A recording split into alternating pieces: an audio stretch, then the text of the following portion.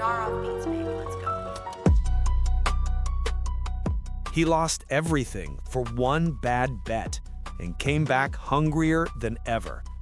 The league didn't just fine him, it erased him, wiped his name off the schedule, took away his Sundays, his rhythm, his paycheck, his purpose.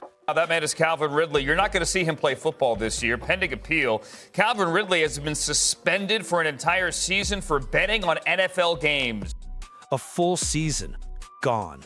No catches, no locker room, no crowd waiting for number 18 to split the seam and make something happen. Just silence. The league says he has violated the NFL's gambling policy, and he is suspended for at least one season. Headlines, and a stain that doesn't wash out easy. For most players, that's the ending. But Calvin Ridley never learned how to quit. He spent a year in the shadows, watching the game move on without him. No cameras, no cheering, just the sound of his own breath between workouts, and the question that never stopped echoing, can I come back from this?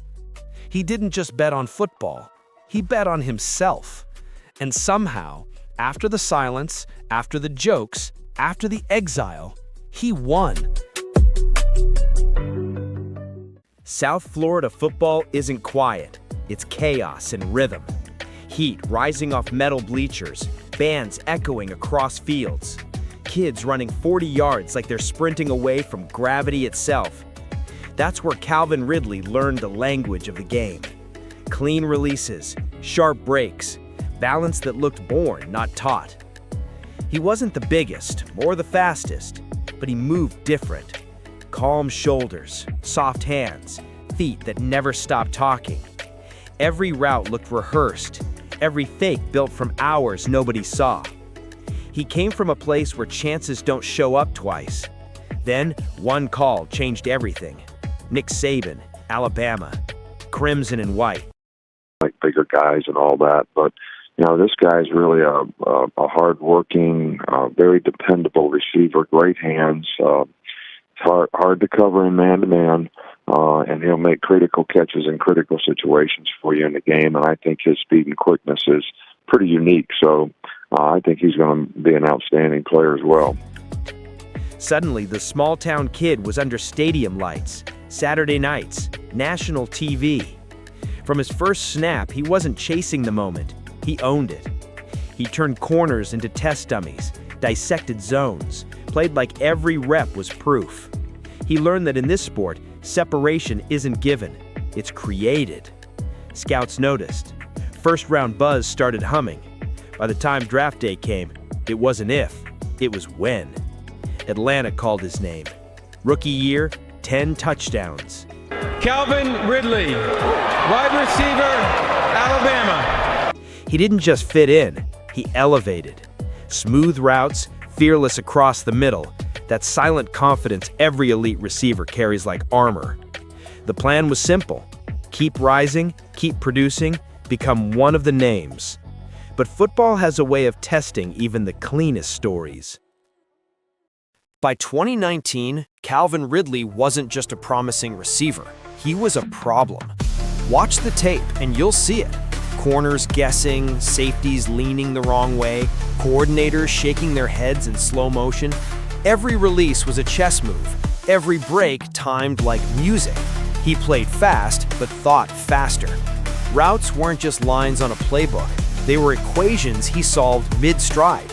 He'd change tempo, shift gears, use body language like punctuation, and defenders fell for it every single time.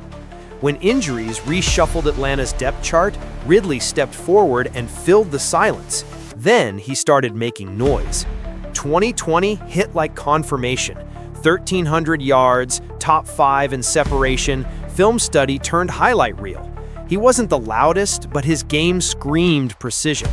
And under it all, something else was building. The pressure, the expectations, the fatigue of being the next guy. Throwing for the end zone. Touchdown, Calvin Ridley! Ridley started carrying weight that numbers couldn't measure. The body healed, but the mind started cracking. He kept playing through it, but every Sunday got heavier. Until one day, it wasn't about coverages or corners anymore. It was about breathing, about space, about stepping back before he broke for good. He left the team to take care of himself, and for the first time since high school, football stopped. The noise faded. The field went quiet. But in that quiet, the next chapter was already waiting, the one nobody saw coming. I thought there was no chance Calvin Ridley would make a play on this ball. It started with a headline, then a tweet, then a wave. Calvin Ridley suspended indefinitely for betting on NFL games. He wasn't on the field. He wasn't with the team. But rules are rules, and this one cuts deep. Not a scandal, not a scheme, just a few wagers made while his world was unraveling. But in the league's eyes, there's no gray. The NFL protects its shield like sacred ground. So they came down hard. A full season, gone. No appeal, no sideline, no second chances. For Ridley, it wasn't just a punishment, it was the silence that followed. The calls stopped, the cameras vanished, the noise turned into whispers. He had time now, too much of it. Time to think, to question, to replay everything. How does a player built on rhythm survive when the music stops?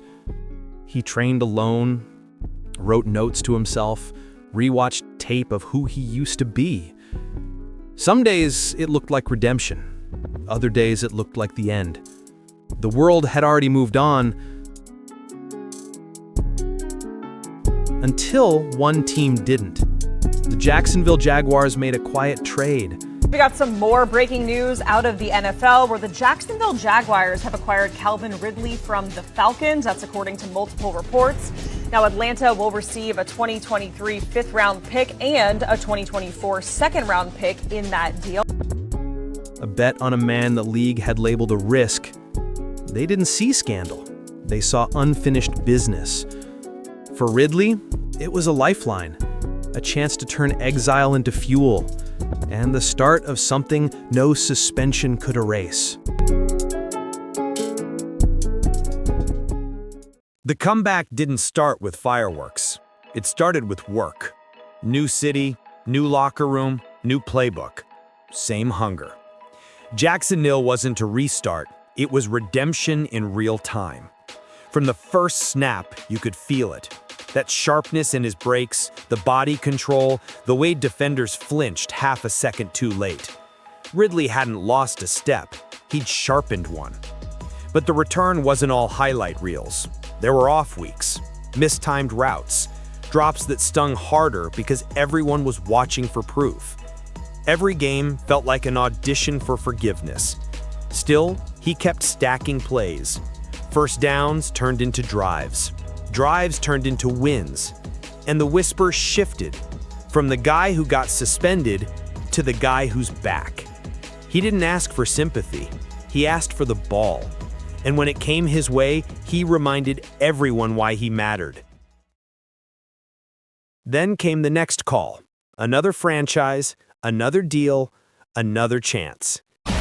We've got breaking news in the NFL where Calvin Ridley is headed to Tennessee on a 4-year deal worth $92 million and $50 million in guarantees. That's the latest from our NFL insider, Jonathan Jones. Ridley had 76 catches for more than 1,000 yards and 6 touchdowns in this past season with the Jaguars. He'll play alongside DeAndre. The kind of contract that says the league believes again, that his story isn't cautionary anymore, it's earned. Because Ridley's redemption wasn't about erasing a mistake, it was about outworking it. Every rep, every film session, every route that said, "I'm still here." He bet on himself, again, and this time, he won the long game.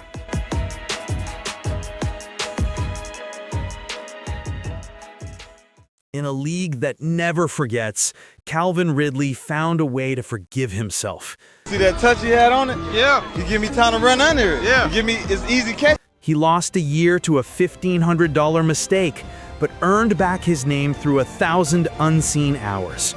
No cameras, no headlines, just sweat, silence, and purpose. Because redemption doesn't come from apologies, it comes from proof. And every Sunday, he kept proving it. Route by route, cut by cut, play by play.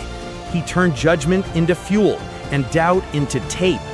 He stopped running from his past and started outrunning it. He bet on himself when nobody else would. And when the ball finally came back his way, he didn't flinch. He caught it, tucked it, and turned upfield like he never left.